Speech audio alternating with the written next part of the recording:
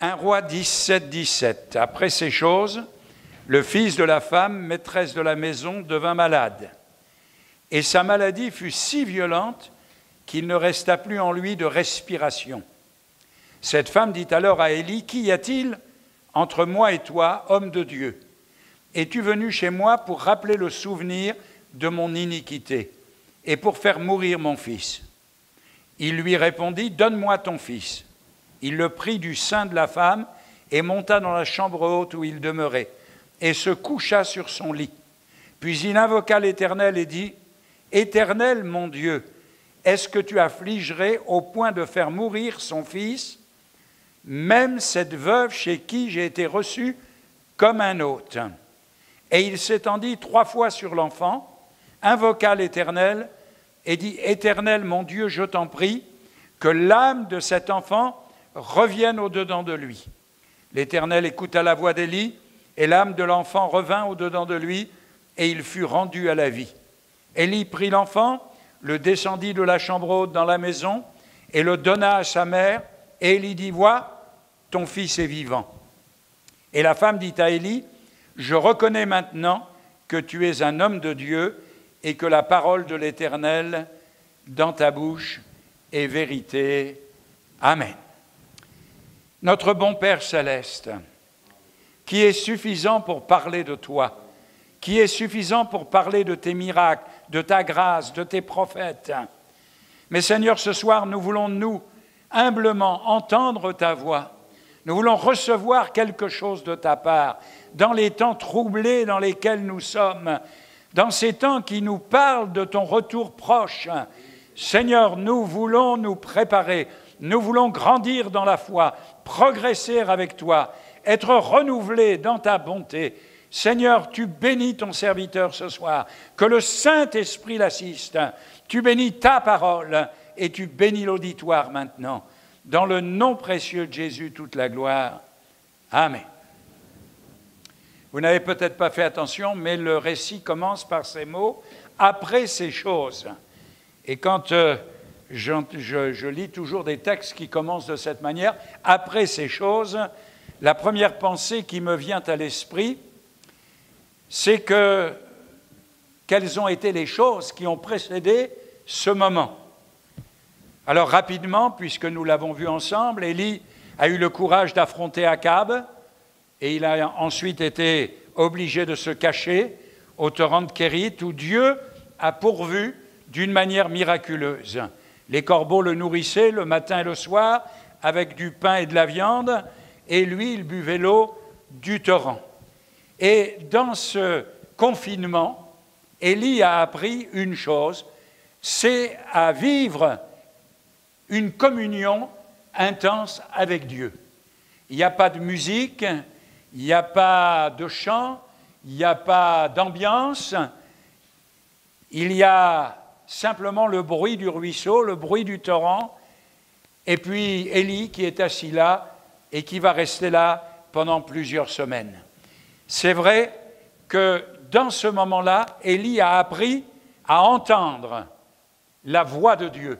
Il a appris qu'il n'y a pas besoin de grandes choses pour pouvoir entrer dans une communion intime et personnelle avec Dieu. Puis, vous le savez, le torrent s'est asséché, prouvant par là que la prière d'Élie était exaucée. Et puis, à ce moment-là, Dieu a encore besoin de former son serviteur. Alors, il l'envoie à Sarepta.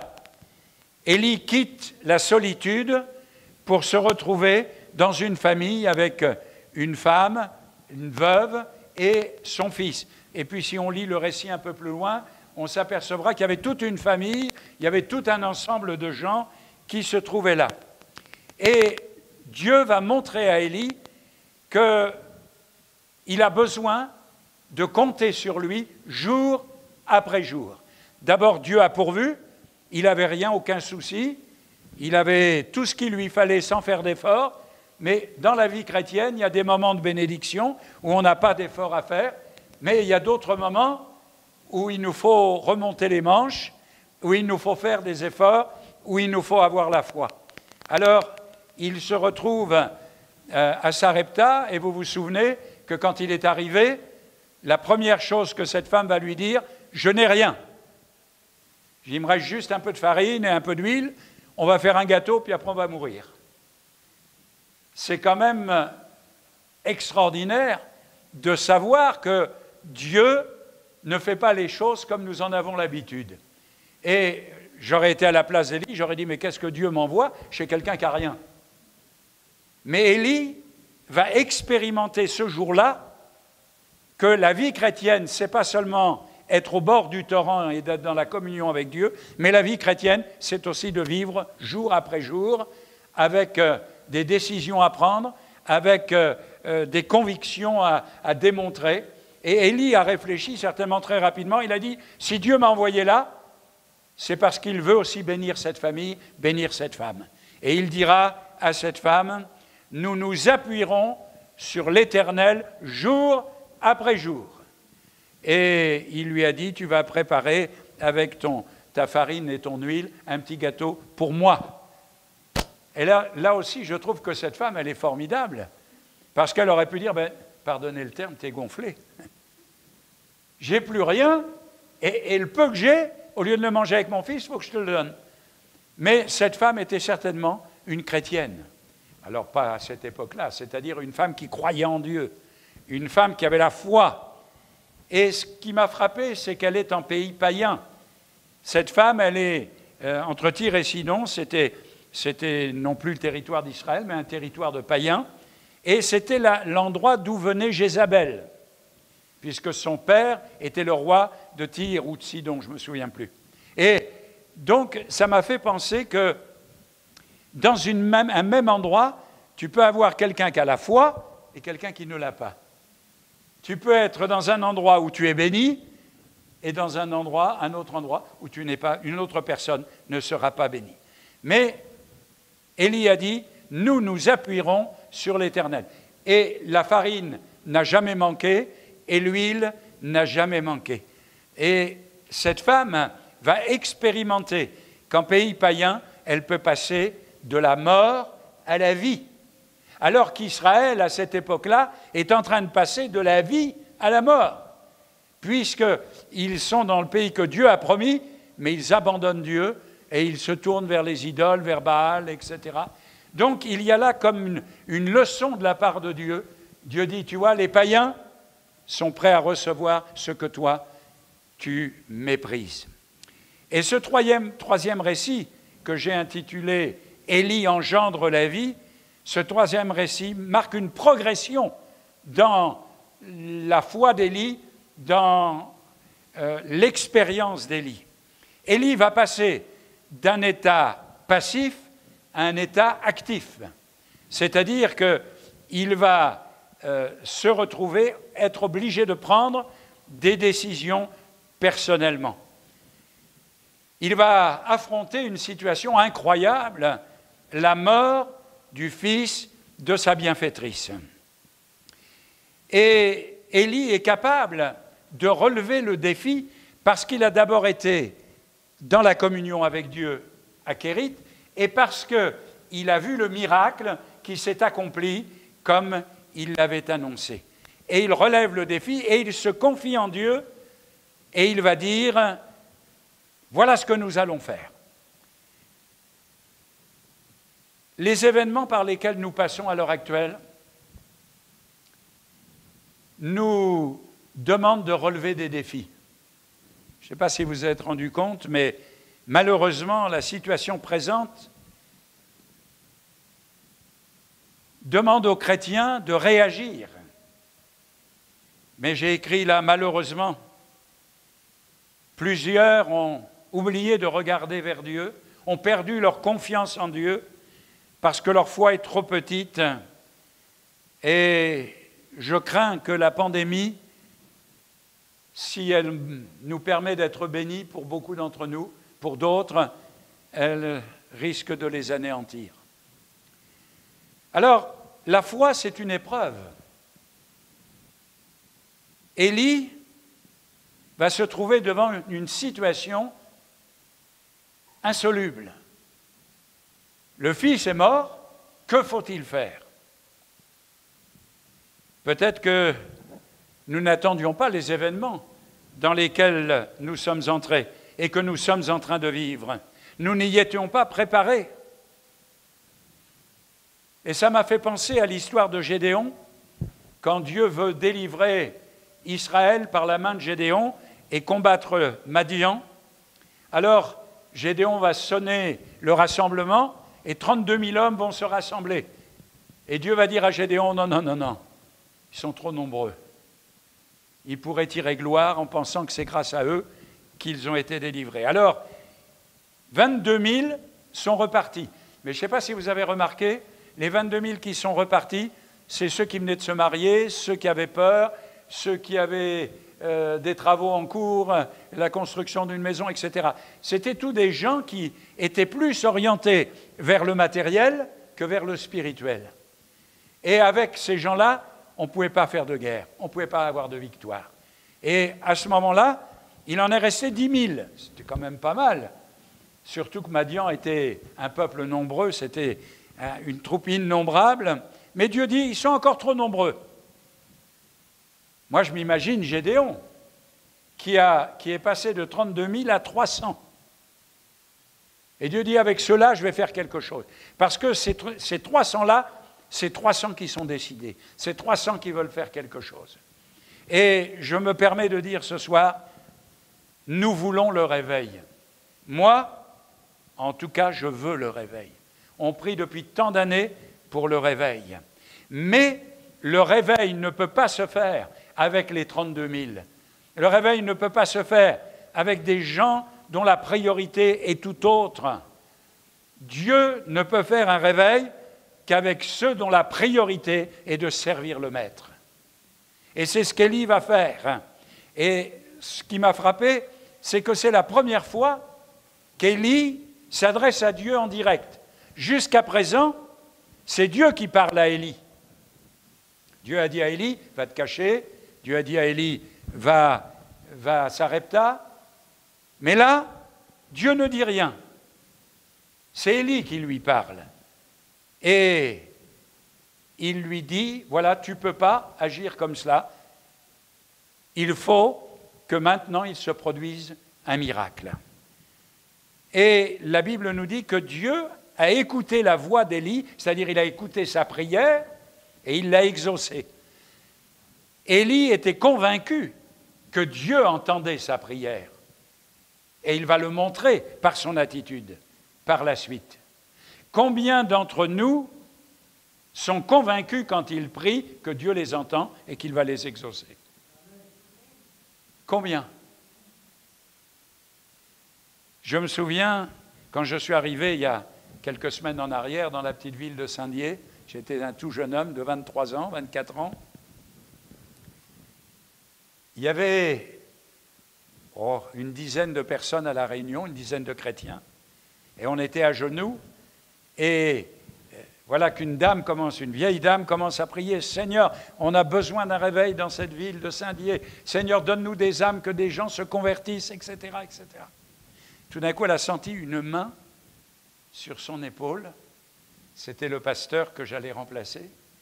Et qui lui dit « Chut, ne priez pas comme cela.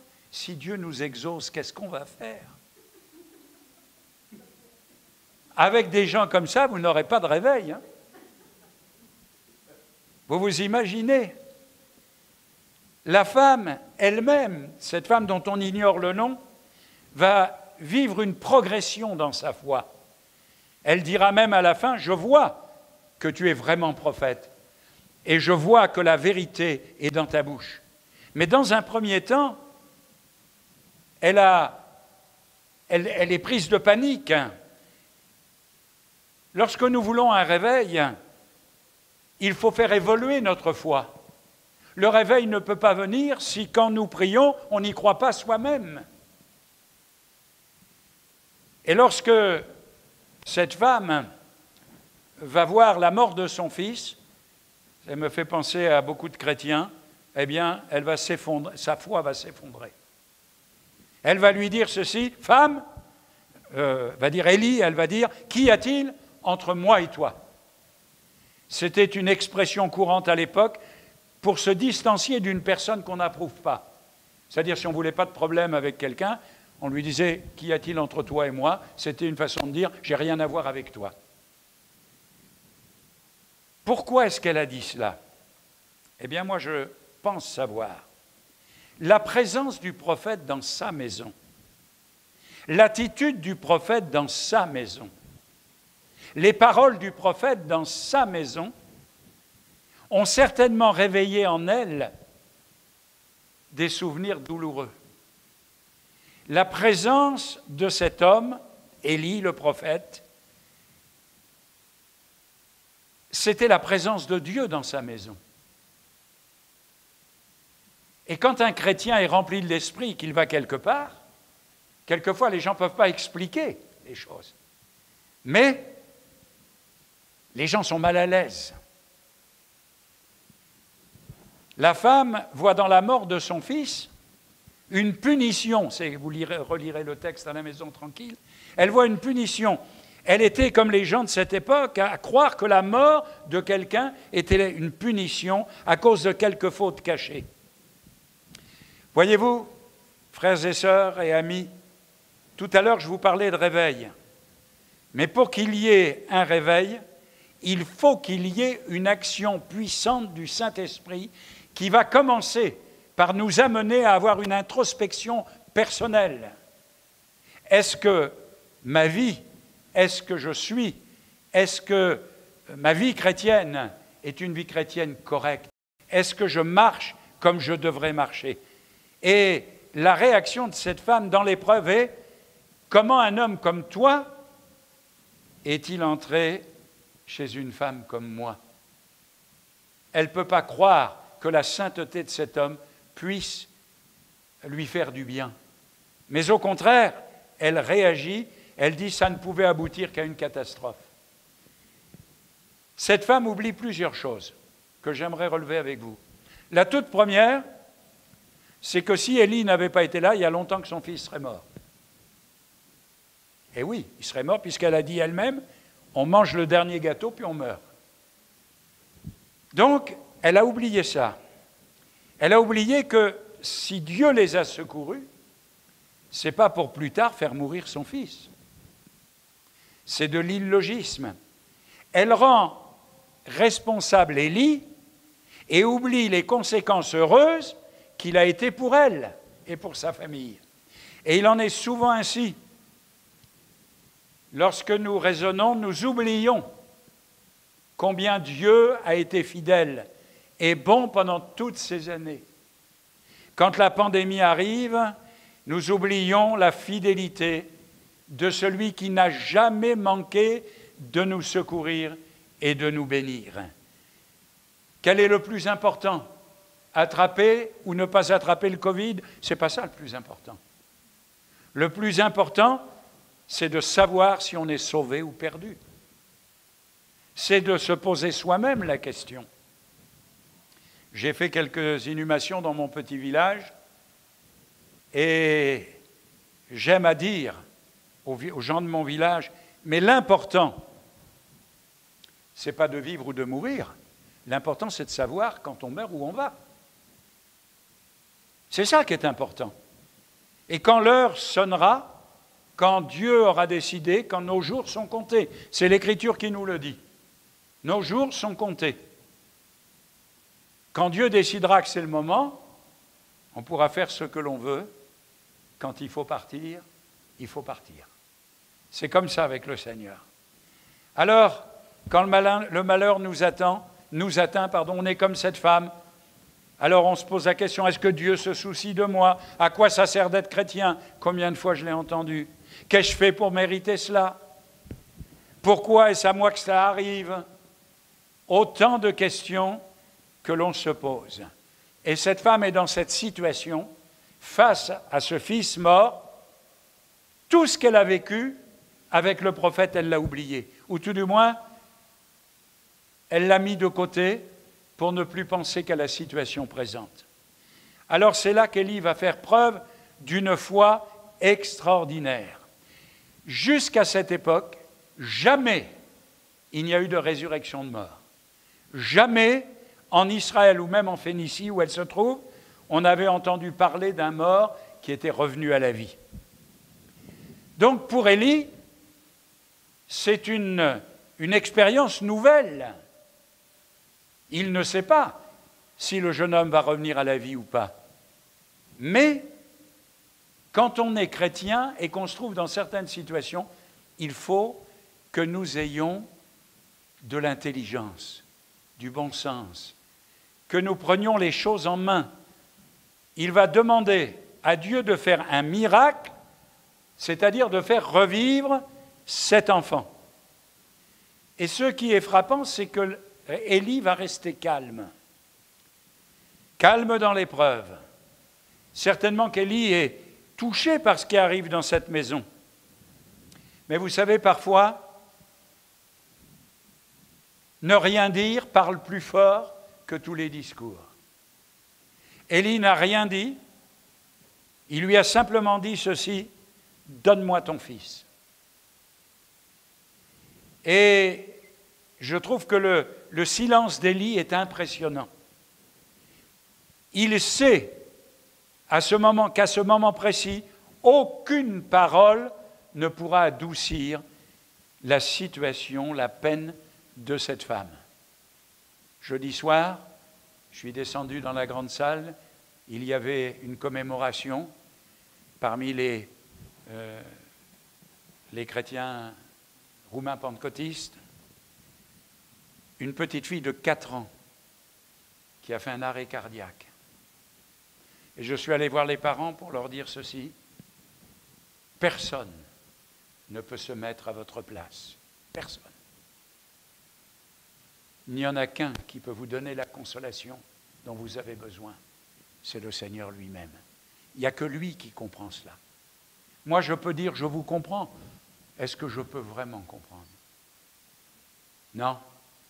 Et lorsque Élie va prendre ce fils, il ne perd pas le temps à discuter.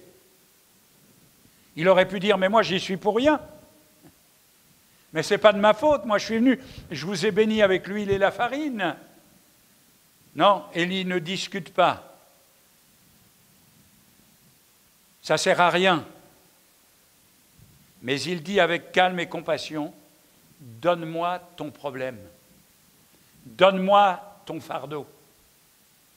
Nous avons souvent perdu de vue que dans nos problèmes, dans nos difficultés, dans nos peines, ce ne sont pas les autres qui peuvent nous aider. Ils peuvent, d'une certaine manière, nous secourir, nous aider, mais il n'y en a qu'un qui peut prendre totalement notre fardeau et nos problèmes, c'est le Seigneur lui-même. Quelle que soit la situation. Il se retrouve accusé injustement. C'est toi qui es venu nous troubler. Mais la foi d'Élie ne chancelle pas. Il ne discute pas. Élie se confie en Dieu alors que le plan de Dieu est pour lui caché. Élie ne comprend pas ce que Dieu va faire, mais il a confiance en son Dieu. J'ai écrit là, Élie n'a pas paniqué, il n'a pas eu peur, il n'a pas couru partout, il n'a pas discuté.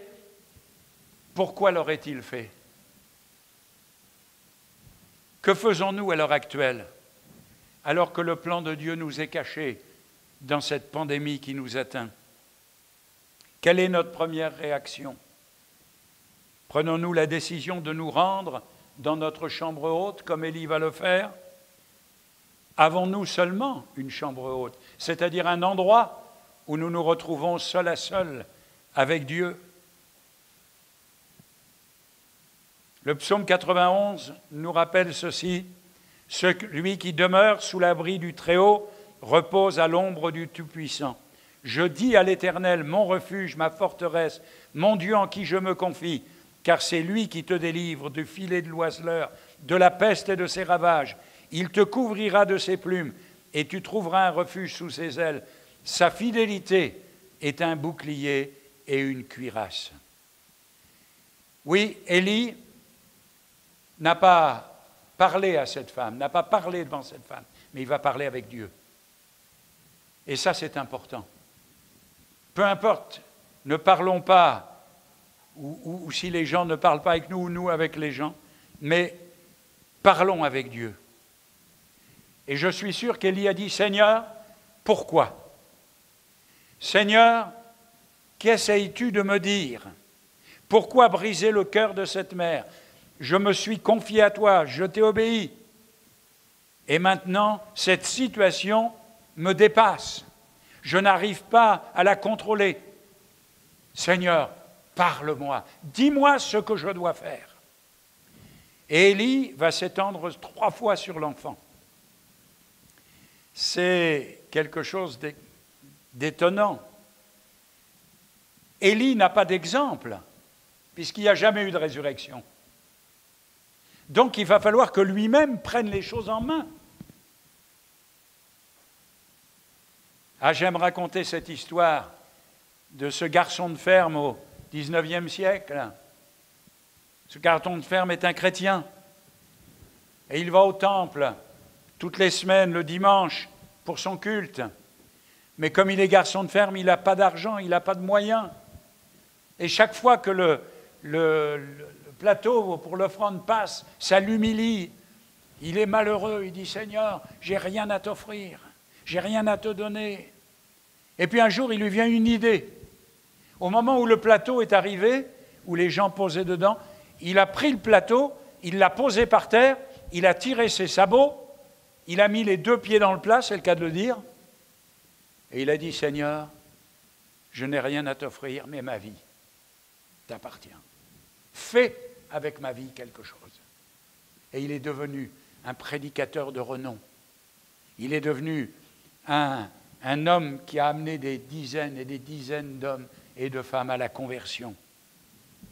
Ce qu'Élie va faire, c'est un acte d'impureté. Nous, ça nous paraît comme ça, mais le prophète ne devait même pas toucher un mort, ne devait pas venir en présence du mort. Lui, il va se coucher sur le mort. Le prophète, qui ne devait pas toucher un mort, va faire corps avec le mort. Pourquoi? Parce que ce n'est pas le mort qui va contaminer Élie, mais c'est Élie qui va ramener la vie dans le corps de ce jeune homme. Les gens ont souvent peur, « Oh, qu'est-ce qui va m'arriver ?» Mais, frères et sœurs, pourquoi Élie s'est allongé 3 fois? Tout d'abord parce que ça nous parle de persévérance. Avec Élie, c'est arrivé plusieurs fois qu'il a fallu refaire les choses. Élie attend le miracle, et non pas un geste qui agirait d'une manière magique. Dieu ne nous a pas laissé de manuel d'utilisation à appliquer dans chaque situation, mais il nous a laissé des situations dans lesquelles nous devons avoir la foi, nous engager, être intelligents, savoir ce qu'il faut faire. Et frères et sœurs et amis, nous avons la vie, et la vie qui est en nous, nous pouvons la communiquer à ceux qui sont morts. Comme j'ai souvent dit, je dis, mais moi je peux aller n'importe où. Je peux aller à une manifestation dans une salle de réunion chez les communistes, je ne deviendrai pas communiste pour cela. Je peux aller n'importe où. La vie que Dieu nous donne est une vie qui prend le pas sur tout le reste, sur la mort et sur tout ce qui peut arriver. Et ça m'a fait penser aux 4 hommes dans l'Évangile. Ils ont un copain qui est paralysé, il faut l'amener devant Jésus. Mais comment on va faire? La foule nous empêche. Combien de chrétiens auraient dit « Ah ben tu vois, on voudrait bien t'emmener, mais il n'y a pas possibilité. Ah ben tu vois, il y a tellement de monde, et puis Jésus est tellement pris. Eh bien excuse-nous, on t'aime bien, mais on ne peut pas faire... » Non, ils ont dit « T'inquiète pas, on va trouver une solution. » Et je m'imagine, quand ils l'ont monté sur le toit de la maison, alors bien sûr, ce n'était pas des maisons comme maintenant, hein, et puis qu'ils ont écarté pour faire une ouverture, je m'imagine que les gravats sont tombés, je m'imagine un tas de choses, et puis ils ont descendu le gars, et puis où ils ont trouvé les cordes?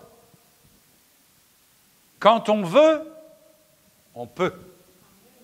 Et Élie voulait que ce jeune homme revienne à la vie, et il s'est dit, je vais y mettre le paquet. Et la Bible nous dit, l'Éternel écouta la voix d'Élie, et l'âme de l'enfant revint au-dedans de lui, et il fut rendu à la vie. Élie prit l'enfant et il dit « Vois ton fils est vivant ». Et là, ça m'a frappé. Élie n'a pas dit « Vois ce que j'ai fait ». Aujourd'hui, vous avez des quantités de prédicateurs qui disent « Vous avez vu ce que j'ai fait ? J'ai ressuscité un tel, enfin ça, j'ai guéri un tel, j'ai posé mes mains là et le Seigneur a agi, etc. » Vous avez plein de personnes qui se glorifient de ce qu'ils font. Lui, Élie, il n'a pas dit « Hein, je suis un bon ?» Il a dit « Vois, ton fils est vivant, ton problème est réglé. Dieu a entendu ta prière. Et j'ai été l'instrument avec toi de la bénédiction. » Élie voulait que cette femme voie, pas seulement qu'elle entende, qu'elle réalise comment Dieu avait exaucé la prière. Elle devait être impressionnée non pas par Élie, mais par Dieu lui-même.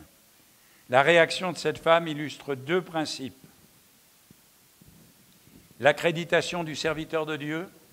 Un homme de Dieu, c'est un homme qui a des résultats et qui, dans son humilité, est capable de faire de grandes choses. Et puis la deuxième chose, c'est que le miracle procède de l'obéissance à la parole de Dieu. Ça ne se fait pas comme ça.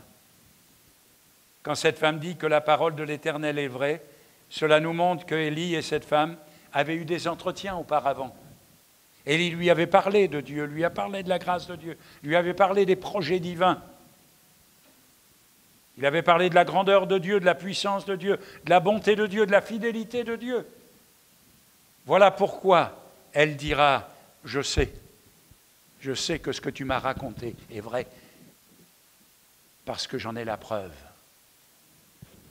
Le miracle qui a eu lieu va fortifier la foi d'Élie. C'est pour ça qu'il va aller sur le Carmel, j'allais dire zigouiller tous les faux prophètes. Frères et sœurs, en conclusion, que pouvons-nous dire sur notre situation présente ?